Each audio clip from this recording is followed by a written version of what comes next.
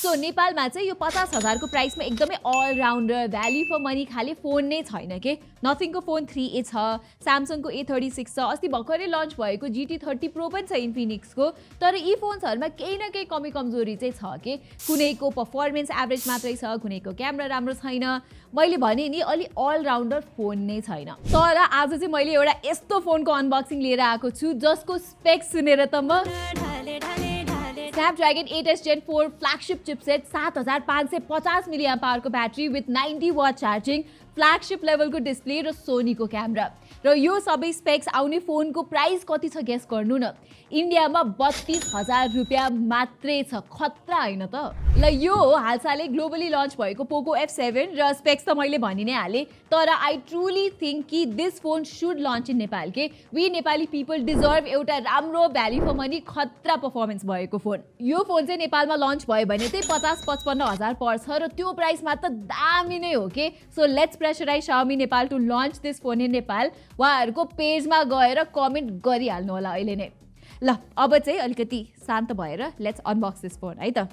ल स्ट्यान्डर्ड पोको को अरु बक्सहरु जस्तै नै छ, त्यस्तो खासै केही डिफरेन्स चाहिँ छैन। सुरुमा सानो पेपर बक्स आउँछ जसभित्र अब कभरहरु नै हुनुपर्छ। सिम इजेक्टर टुल छ अनि यस्तो यो ग्रे कलरको कभर आउँदो रहेछ।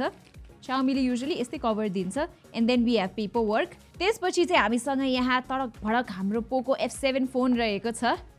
ल टेन्टडन दर्शक वृन्द हेर्नुस्, यस्तो पार्ट सिल्भर पार्ट यो ट्रान्सपेरेन्ट टाइपको डिजाइन छ। स्न्यापड्रागनको लोगो पनि छ, निकै मज्जाको डिजाइन छ। यो चाहिँ स्पेशल एडिसन कलर हो है। यो बाहेक चाहिँ तपाईहरुले अर्को व्हाइट र ब्ल्याक कलर अप्सन्स पाउनुहुन्छ। एन्ड देन हामीसँग बक्स भित्रै चार्जर छ दर्शक वृन्द। 90 वाट को चार्जर आउँछ यहाँ, छुट्टै किनिराख्नु परेन, विच इज गुड। अनि त्यसपछि टाइप सी केबल रहेको छ। ल Poco F7 चाहिँ प्राइमेरीली परफर्मेन्स सेन्ट्रिक फोन हो नि त। सो सुरुमा चाहिँ यसको परफर्मेन्सको बारेमा कुरा गर्छु है त। यहाँ चाहिँ तपाईहरुले Snapdragon 8S Gen 4 चिपसेट पाउनुहुन्छ जुन चाहिँ 90,000 पर्ने Honor 400 Pro छ नि त्यसमा भएको Snapdragon 8 Gen 3 जस्तै नै पावरफुल छ के। निकै फ्ल्यागशिप लेभलको चिपसेट हो भनेपछि यहाँ गेमिङ चाहिँ तपाईहरुले फरर नै गर्न मिल्छ के। PUBG जस्तो गेम यहाँ तपाईले 90 FPS मा स्मुथली खेल्न सक्नुहुन्छ। इभन मोबाइल लेजेन्ड्स खेल्नुहुन्छ भने पनि 90 FPS त यहाँ मज्जाले नै पाइन्छ। गेन्शिन इम्प्याक्ट जस्तो एकदमै हेभी गेम पनि तपाईहरुले यहाँ 60 FPS मा मज्जाले फररर चलेको एक्सपिरियन्स गर्नुहुन्छ। सो गेमर्सहरुलाई यो भन्दा बढी के नै चाहियो र त्यो पनि यो प्राइसमा। र नर्मली चलाउँदाखेरि पनि यो फोन एकदमै फास्ट छ है। UFS 4.1 स्टोरेज छ, LPDDR5X RAM छ। सो यहाँ एपहरु खोल्दाखेरि अथवा UI चलाउँदाखेरि चाहिँ चुई फास्ट नै हुन्छ के। र अब हेर्दा पनि यो फोनले चाहिँ त्यस्तो गेमिङ भाइब चाहिँ मज्जाले दिन्छ है। यस्तो बक्सी डिजाइन रहेको छ। अघि नै देखाएको थिए नि स्न्यापड्रागनको लोगो पनि छ यहाँ। र यहाँ यस्तो फ्ल्याट साइज भएकोले त्यो मिसटच हुने त चान्स नै छैन के यो फोनमा। पहिलाको Poco F6 मा चाहिँ प्लास्टिक ब्याग थियो तर अहिले त झन् ग्लास ब्याग छ। मेटल फ्रेम्स पनि छन् र डिजाइन चाहिँ निकै प्रिमियम छ के। अगाडिपट्टि गोरिल्ला ग्लास 7i को प्रोटेक्सन पनि छ। जे होस् यसको डिजाइनमा चाहिँ कम्प्लेन गर्नुपर्ने खासै केही ठाउँ चाहिँ छैन। नेक्स्ट भनेको डिस्प्ले र डिस्प्ले पनि फ्ल्यागशिप लेभलको तपाईले यहाँ पाउनुहुन्छ।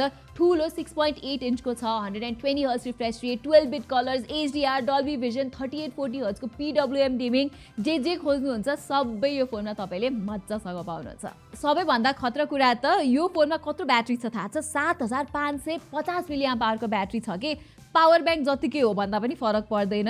सो यो फोनको ब्याट्री ब्याकअप चाहिँ 2 दिनसम्म मज्जाले टिक्छ के नर्मल युसेजमा। सो यसलाई घरिघरि चार्ज चाहिँ गरिराख्नु पर्दैन। एउटा कुरा चाहिँ भनिदिइहाल्छु, चार्ज हुन चाहिँ 1 र आधा घण्टा लाग्छ यहाँ यो बक्सभित्र भएको 90 वाटको चार्जरले। तर त्यति पनि वर्थ इट जस्तो लाग्छ मलाई चाहिँ। एभ्रीडे चार्ज गर्नु परेन नि त। लास्टली क्यामेराको कुरा गर्नु पर्दाखेरि चाहिँ पहिला पोकोले अलि सस्तो खालको ओम्नी भिजनको सेन्सरहरू दिन्थ्यो के। तर यसपालि चाहिँ सोनीको 882 भन्ने प्राइमेरी सेन्सर दिएको छ जसले गर्दाखेरि इमेज क्वालिटी चाहिँ निकै इम्प्रुभ छ के यसपालि। यहाँ स्क्रिनमा तपाईहरुले स्याम्पलहरू हेर्न सक्नुहुन्छ। गुड लाइटमा राम्रै फोटोहरू निकाल्छ, कन्ट्रास्ट राम्रो छ। पोर्ट्रेट्सहरू पनि हेर्न सक्नुहुन्छ। गुड लाइटमा राम्रै स्किन टोन आउँछ के, नट ब्याड। रातिको टाइममा पनि शार्प फोटोजहरू तपाईले यो फोनमा पाउन सक्नुहुन्छ। अलि वार्म चाहिँ छ तर एस्थेटिकली प्लिजिङ नै देखिन्छ। भिडियो पनि रेयर क्यामेराबाट 4K 60 FPS सम्म खिच्न मिल्छ र ठिकै स्टेबल छ, नट ब्याड। सेल्फी क्यामेराबाट चाहिँ 1080p सम्मको भिडियो मात्र खिच्न मिल्छ, तर स्टेबल नै छ आउटपुट, त्यस्तो नराम्रो चाहिँ छैन। त्यही हो, अब मलाई यो फोनमा अलिकति गुनासो भनेको चाहिँ हाइपर ओएसको एक्सपिरियन्स त्यति खासै मन पर्दैन कि मलाई पर्सनली। ट्याब्लेट्समा चाहिँ राम्रो छ, फोनहरूमा चाहिँ अझै पोलिस्ड हुनसक्छ, अलिकति लुक एन्ड फिलमा चाहिँ चेन्ज चाहिएको छ जस्तो लाग्छ मलाई चाहिँ Xiaomi र पोको डिभाइसेसहरूमा। तर गुड न्युज चाहिँ के हो भने पोकोले यसपालि अपडेट कमिटमेन्टमा चाहिँ केही कन्जुसाइ गरेको छैन। 4 वर्षको ओएस र 6 वर्षको सिक्योरिटी अपडेट्स दिने प्रमिस गरेको छ, जुन चाहिँ लास्ट इयर भन्दा बेटर हो र यो प्राइसमा आउने अरू फोनहरू जत्तिकै नै हो। ओके, अब चाहिँ यो भिडियोलाई कन्क्लुड गरौँ र त्यही हो, अब यो भिडियोको कन्क्लुजन चाहिँ पोको F7 एउटा निकै खतरा फोन हो, जुन चाहिँ नेपालमा लन्च हुनुपर्छ जस्तो लाग्छ मलाई। अलराउन्डरै छ कि, र मैले भने चाहिँ नेपालीहरूलाई चाहिँ निकै मन पनि पर्छ कि यो फोनमा चाहिँ अब भगवानका दिया हुआ सब कुछ है भनौँ न। अब चाहिँ पोको फोन्सहरू नेपालमा लन्च गर्नु पर्यो भनेर आन्दोलनै गर्नुपर्ने बेला भइसक्यो कि Xiaomi नेपाललाई पनि तपाईँहरूले अलिकति प्रेसराइज गर्नको लागि तल कमेन्ट्समा पोको F7 should lunch in Nepal भनेर लेखिदिनुहोस्। आउला कि यो फोन नेपालमा, लेट्स होप। र तल कमेन्ट सेक्सनमै हुँदाखेरि चाहिँ हाम्रो च्यानललाई सब्सक्राइब गरेर त्यो नोटिफिकेसन्स आइकन पनि थिच्न नबिर्सिनु होला। यति भन्दै म प्रतिमालाई बिदा दिनुहोस्। Thank you so much for watching.